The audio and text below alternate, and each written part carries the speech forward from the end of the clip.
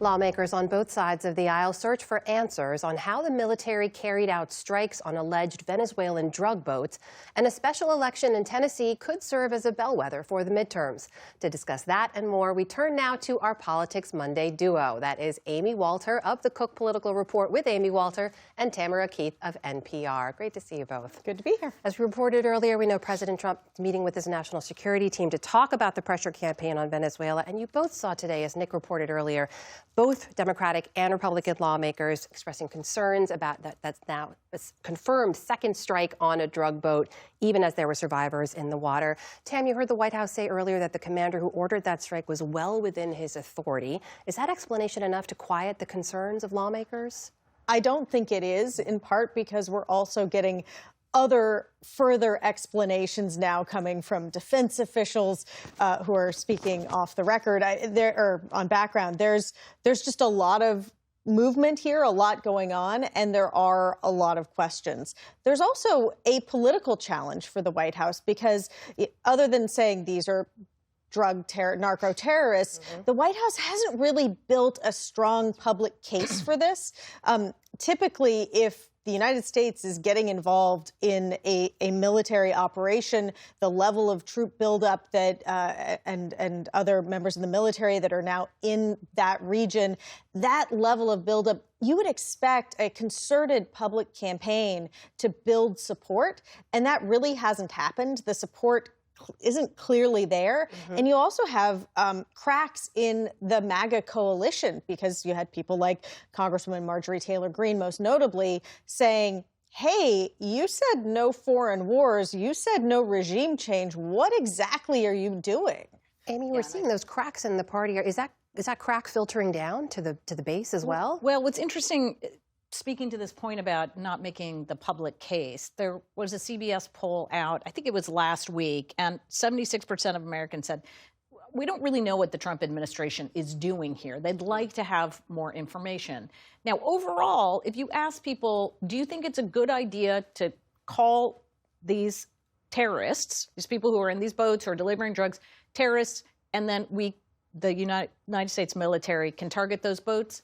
A majority of people agree with that. So that actual piece. But what they don't have, what the public doesn't feel, is that they have adequate information about what the administration is actually trying to do writ large and why they're doing it. As for the cracks, I mean, I just think the fact that you have Democrats and Republicans in the Senate and in the House saying we need to investigate this is a sign of more pushback from a Congress that has really allowed the president to move forward on a whole lot of things that normally have congressional oversight. So it's really the first chance that we're getting to see a bipartisan push against some of the president's actions. And we'll see how far that push does move ahead. But I do want to ask you about the other news today about the acting U.S. attorney in New Jersey. That's Alina Habba, who was President Trump's former attorney. After months of back and forth over the validity of her appointment, a federal appeals court today upheld the lower court ruling, disqualifying her from that role. All that comes in the context of this, a Politico report that says President Trump set a record in his first year for the most nominees withdrawn from the Senate, largely due to vetting issues and pushback from lawmakers. Tam, he's withdrawn 57 nominations. That's nearly double what Joe Biden did in his first year and more than double his rate in his first term. What do you take away from all this? Yeah, and the remarkable thing is that, as Amy says, this is a Congress that hasn't, at least publicly, pushed back very much on this president. One thing that stands out to me about the president withdrawing nominations, yes, some of that is coming from congressional pushback, but some of it is also, you had, for instance, the NASA administrator, the nominee for NASA administrator. Trump, he was about to get Senate approval. Trump withdrew that nomination because he was mad at Elon Musk, and somebody said, oh, this guy made donations to Democrats, and Trump said, well, he's not loyal enough.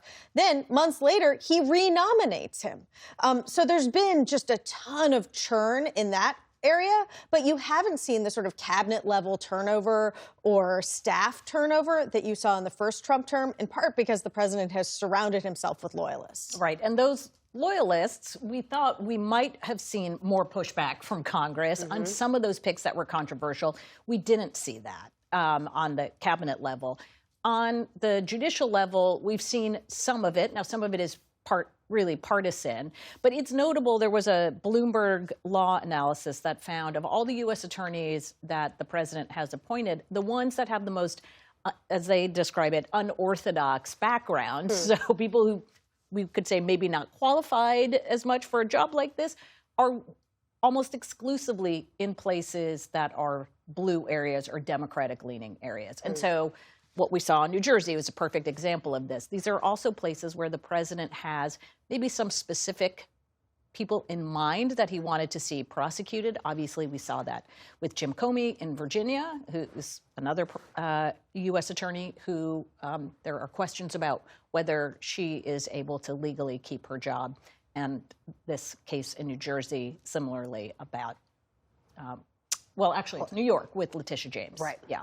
Let's look ahead to tomorrow now. I do want to get both of your takes on this because voters in one Tennessee congressional district are going to head to the polls to vote for a new member of the House. Amy, I want to start with you on this because this is a district President Trump won very strongly just last year, but a recent Emerson poll shows the Republican candidate in the race ahead by just 2 points. Right. What's going on in this race? Why so close? This shouldn't be close at all. You're exactly right. And to me, it's just the continuation of a trend we've seen throughout the most of this year, which is these districts that Trump won overwhelmingly in the previous election now are coming in a little bit less overwhelming for the Republican candidate.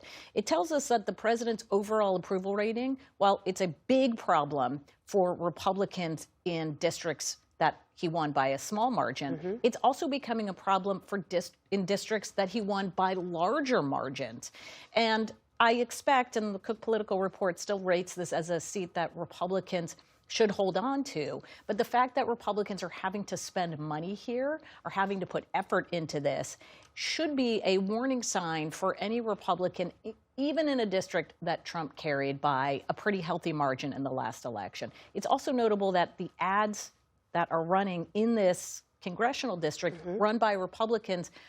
Again, this is a district Trump won. They should be saying things like, hey, don't you want this candidate to come and put Donald Trump's agenda through? Don't you love Donald Trump? They don't really mention Donald Trump. That's what the primary was about, but not the general election. Well, to pick up on that, though, speaking of Republican efforts, Speaker Mike Johnson was there today. We've seen Kamala Harris there in recent weeks as well. President Trump posted online about this race, telling people, don't take this race for granted. He's remotely taking part in a tele-rally. What does all of this tell you about how Republicans are looking at the race? Yeah, don't take this race for granted is President Trump's message, because he has determined, and as he said after the elections in Virginia and New Jersey, if I'm not on the ballot, Republicans just don't show up. So this is him sort of projecting, I'm going to keep a little arm's distance, little distance there. You know, the remarkable thing is, in his first term, he was doing political travel, you know, immediately after Election Day, all through that first year. He was campaigning in special elections. He was on the road. He has not been doing domestic political travel. He just hasn't. He hasn't been out there selling his agenda, and he hasn't really used his political capital for candidates in these special elections and other elections. And you saw that with Virginia and New Jersey. He didn't travel there. It's not even that far to go to Virginia. And he isn't traveling for this race either. Maybe fair to say this is a bellwether for the midterms? I think it's a bellwether in the sense that if Republicans are having to fight to defend seats like this, that sets up for a very, very difficult midterm election. And we shall see. Amy Walter, Tamara Keith, great to see you both. Thank you. You're welcome.